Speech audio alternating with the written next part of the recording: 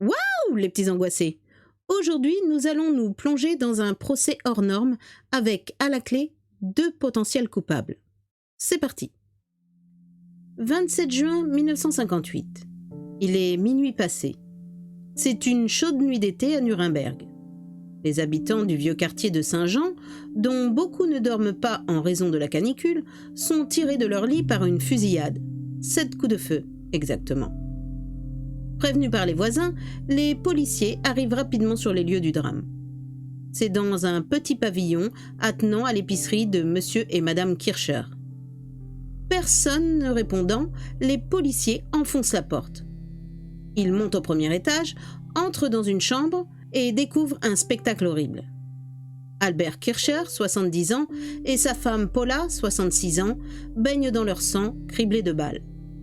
Les policiers continuent d'explorer le pavillon. Au dernier étage, une autre surprise les attend. Dans une petite pièce mansardée, un jeune homme dort dans son lit. Ou plutôt, il fait semblant, car comment n'aurait-il pas pu entendre les détonations, les mugissements des sirènes et le remue-ménage dans la maison? Un des agents le secoue violemment. « Fini la comédie! Qui es-tu » D'une voix qu'il veut ensommeiller, mais qui ne trompe personne, le jeune homme répond.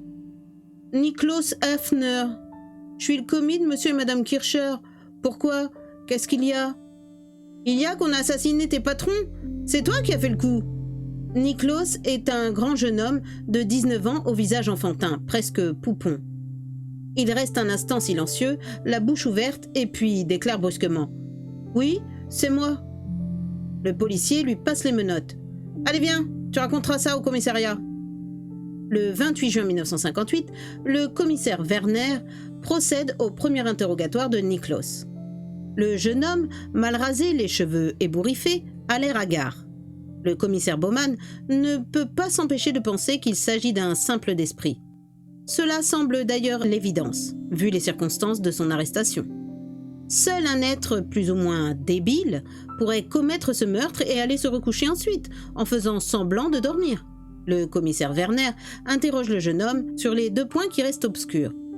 Ses mobiles et l'arme du crime, qui n'a pas été retrouvée. Il s'adresse à lui avec douceur, un peu comme on parlerait à un enfant. « Alors, Niklaus, qu'est-ce qui t'a pris ?» Le commis épicier a l'air effectivement d'un gamin pris en faute. « J'aurais pas dû, mais monsieur Kircher, il aurait pas dû me traiter de tous les noms parce que j'avais renversé un sac de farine. C'était pas ma faute. C'est vrai, il était en équilibre ce sac de farine. » « Et c'est pour ça que tu les as tués tous les deux ?»« Ben oui, j'aurais pas dû. »« Et avec quoi tu les as tués ?»« Avec le revolver de monsieur Kircher. Je l'avais vu le ranger dans la table de nuit. Je suis arrivé dans la chambre et je l'ai pris et j'ai tiré. »« Et qu'est-ce que tu en as fait après ?»« Je sais plus, je me souviens plus. » Le commissaire Baumann arrête là son interrogatoire. À part ce mystère de l'arme qui a disparu, le reste lui semble parfaitement clair. L'affaire semble tout aussi claire aux jurés de Nuremberg qui jugent Niklaus le 8 mai 1959. Le seul point discutable est la responsabilité mentale du jeune homme. À la barre, les psychiatres s'accordent à reconnaître qu'elle est atténuée. C'est pourquoi, à l'issue des débats, les jurés rendent un verdict modéré, 15 ans de prison. Et c'est à ce moment précis que Niklaus change totalement d'attitude et se met à proclamer son innocence. Il crie « J'ai avoué pour me rendre intéressant, pour me faire de la publicité, pour que les journaux parlent de moi. Mais c'est pas vrai, j'ai jamais tué monsieur et madame Kircher, je le jure. » Bien entendu, personne ne fait attention aux déclarations d'un simple d'esprit condamné tout ce qu'il y a de plus régulièrement. Le commissaire Werner Baumann reçoit par la suite plusieurs lettres suppliantes de Niklaus. Il lui adresse depuis sa prison. Mais bien qu'il soit un homme consciencieux et scrupuleux, cela ne jette pas le doute dans son esprit. Comment ne pas croire à la culpabilité du commis épicier? Le 16 novembre 1960, 1 an et demi a passé. Le commissaire Baumann reçoit un coup de téléphone à son bureau. « Commissaire Baumann ? Ici le commissaire Schranz. J'ai du nouveau pour vous dans l'affaire Kircher. » Le commissaire Baumann connaît le nom de Schranz, responsable d'un autre quartier de Nuremberg. Un policier chevronné, proche de la retraite et réputé pour son sérieux. Cela ne rend que plus inexplicable ses propos. « comment du nouveau dans l'affaire Kircher? Elle est réglée depuis longtemps. Le commissaire Schranz s'attendait à la question. Il continue placidement. J'ai arrêté il y a 10 jours un certain Léopold Schwab. Une scène de ménage plutôt violente. Il menaçait sa femme d'un revolver. Écoutez, je ne vois pas. Laissez-moi poursuivre, mon cher collègue. Comme nous le faisons tout en pareil cas, j'ai fait examiner l'arme et j'ai comparé ses caractéristiques avec celles des affaires récentes. Eh bien, je peux vous dire que c'est avec ce revolver qu'ont été tués monsieur et madame Kircher. Il y a un moment de silence et puis la voix incrédule du commissaire Baumann. C'est sûr? Tout ce qu'il y a de plus certain. Et ce n'est pas tout. Léopold Schwab a passé des aveux complets. Je pense que, vu les circonstances, vous allez reprendre le dossier, mon cher collègue. Le commissaire Werner Baumann murmure un assentiment et raccroche, accablé. L'ironie, teintée de réprobation, de Schranz n'était que trop perceptible. Comment a-t-il pu commettre une telle erreur? Préparer la voie à une erreur judiciaire? Il faut agir sans perdre un instant. 1 heure plus tard, Léopold Schwab est dans le bureau du commissaire Baumann. Il n'a pas du tout la même allure que Niklos. Il est plus âgé, 30 ans. Il a l'air d'avoir plus de plomb dans la cervelle aussi. Il se tient en face du commissaire, l'air sombre. Racontez-moi comment ça s'est passé. Pour les épiciers? C'est simple. Je voulais cambrioler chez eux. Je suis entré avec une fausse clé. J'ai voulu aller voir dans leur chambre, au cas où il y aurait eu des bijoux. Mais ils se sont réveillés, alors j'ai tiré. Ce revolver, c'était à eux? Non, c'était le mien. Comment l'avez-vous eu? Je l'ai gardé de la guerre. Le commissaire Baumann ne réplique rien. Effectivement, l'arme est un modèle militaire datant de la Seconde Guerre mondiale. Tout concorde. Cela n'empêche pas le policier d'être mal à l'aise. Les aveux, il est bien placé pour le savoir, ce ne sont pas des preuves. Mais dès le lendemain, un fait nouveau va définitivement entraîner sa conviction. Dans son bureau, le commissaire Baumann interroge Lisa Schwab, la femme de Léopold. Celle-là même qui avait été menacée du revolver du crime. Lisa Schwab est une grande brune qui ne manque pas de genre. Et elle semble curieusement absente. Elle répond mécaniquement aux questions que lui pose le policier. Tout à coup, elle se tait et éclate en sanglots. « Il faut que je vous dise tout. Je ne peux plus me taire. C'est trop lourd. Et puis, un innocent est en prison. » Le commissaire Werner Baumann a conscience de la gravité de ce qu'il va entendre. Lisa Schwab poursuit. Le 27 juin 1958, Léopold est rentré très tard, vers 3 heures du matin. Il semblait bouleversé. Comme je lui demandais ce qui se passait, il m'a dit « Je viens de faire une bêtise.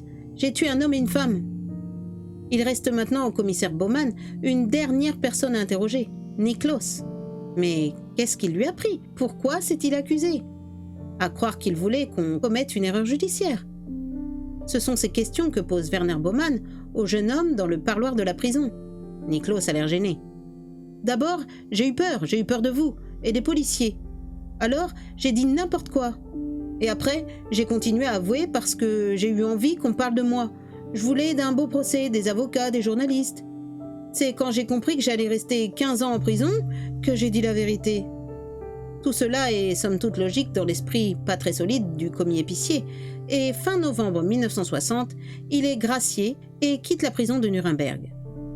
Dans la presse locale et l'opinion, on se félicite que la peine de mort n'existe plus en Allemagne. On frémit à la perspective de l'irréparable qui aurait pu être commis. Le 6 avril 1961, Niklos est libre depuis un peu plus de 4 mois. Et dans cette cour d'assises de Nuremberg, où il avait été condamné à 15 ans de prison, on va juger Léopold Schwab pour le même meurtre. Le public ne peut s'empêcher d'éprouver un malaise lorsqu'il voit un second accusé s'asseoir au même banc que le premier. Du moins pense-t-il qu'il est au bout de ses surprises. Pourtant, il se trompe. Le procès de Léopold Schwab va être un des plus sensationnels des annales allemandes. Premier coup de théâtre. D'entrée de jeu, Léopold Schwab revient sur ses aveux. Le président s'en étonne. « Alors pourquoi avez-vous dit que c'était vous ?» Léopold Schwab a un geste vague. « Je sais pas, j'ai perdu la tête. » La réponse n'est guère convaincante. De l'avis général, Schwab adopte cette tactique sur conseil de son avocat. Mais elle ne tiendra pas devant les faits, d'autant que le président lui demande « Dans ce cas, expliquez-nous comment vous êtes en possession de l'arme de crime ?» L'accusé n'a l'air nullement gêné. « C'est très simple. Le 27 juin 1958, vers minuit, j'étais dans la rue. quand je suis passée devant le pavillon des Kircher. J'ai entendu des coups de feu, et j'ai vu quelque chose qu'on jetait par la fenêtre. Je l'ai ramassé. C'est un revolver. J'ai voulu le jeter, mais j'ai pensé que cela devait être l'arme du crime, et que maintenant, il y avait mes empreintes dessus. Alors je l'ai gardé. Dans l'assistance, il y a un moment de flottement. Tout cela est vraisemblable. On imagine très bien Niklas Hafner, le commis épicier, simple d'esprit, complètement affolé après avoir accompli son crime, jetant le revolver par la fenêtre. Mais il reste le témoignage de Lisa Schwab, la femme de Léopold, qui l'accuse formellement d'être l'assassin. Il lui a confessé son crime tout de suite après l'avoir commis. Lisa Schwab vient à la barre et c'est le second coup de théâtre. « J'ai menti, monsieur le président. »« Comment ? Léopold ne m'a jamais dit qu'il avait tué les Kircher. J'ai inventé ça pour me venger de lui. Il m'avait fait subir trop de choses depuis que nous étions mariés. Maintenant, je le regrette. Je ne veux pas faire condamner un innocent. » Lisa Schwab est arrêtée pour faux témoignage à la fin de sa déposition. Mais cela ne résout pas le problème. « Un innocent ?» a-t-elle dit, en parlant de son mari. Et effectivement, on ne voit plus guère ce qui subsiste de l'accusation. Léopold Schwab s'est très bien expliqué à propos du revolver et maintenant que sa femme se rétracte, c'est la dernière preuve contre lui qui disparaît. Le témoin suivant n'est autre que Niklas Hafner. Le public retient son souffle. En quelques instants, la situation a changé du tout au tout. Le commis épicier n'est plus la malheureuse victime d'une affreuse erreur. Il est devenu d'un seul coup terriblement suspect. Va-t-il s'effondrer à la barre ? Tout avouer à nouveau. Le président s'y emploie. « Monsieur Hafner, vous avez été gracié. Même si vous reconnaissez aujourd'hui être coupable, vous ne serez plus inquiété pour ce meurtre. En revanche, vous pouvez sauver un innocent. Répondez-moi, monsieur Hafner. Avez-vous, oui ou non, tué monsieur et madame Kircher ?» Niklas Hafner semble en proie au plus vif affolement. Il se passe et repasse la langue sur les lèvres. Il se retourne comme s'il attendait que quelqu'un l'aide ou un conseil. « Alors, monsieur Hafner ?» Dans le public, la tension est à son comble. Il est rare de vivre, dans une salle d'audience, un moment d'une telle intensité. Niklas répond enfin, d'une voix précipitée, sans oser regarder le président en face. « Je suis innocent. J'ai pas tué monsieur et madame Kircher. J'ai inventé ça parce que j'avais peur des policiers. Et aussi parce que je voulais qu'on parle de moi. » Le président fait encore une tentative. « Vous n'êtes pas vraiment responsable. Vous avez tiré dans l'affolement et vous avez jeté le revolver par la fenêtre. Avouez, monsieur Hafner. Vous ne risquez rien. »« Non, j'ai rien fait, je vous le jure. » Cette fois, il n'y a rien à rajouter. Niklas Hafner n'en dira pas plus. Mais même dans ces conditions, les jurés étaient bien trop ébranlés pour rendre un verdict de culpabilité et Léopold Schwab a été acquitté. Ce sont 2 hommes libres qui ont quitté le palais de justice de Nuremberg. 2 hommes dont l'un d'eux était, selon toute probabilité, un meurtrier. Mais la justice avait choisi la prudence, et il vaut mieux qu'elle se trompe dans ce sens-là que dans l'autre. Voilà les petits angoissés, c'est la fin de cette histoire. La justice n'aura pas voulu être responsable de l'incarcération d'un innocent, mais de ce fait, elle aura délibérément laissé un coupable dans la nature. À bientôt les petits angoissés.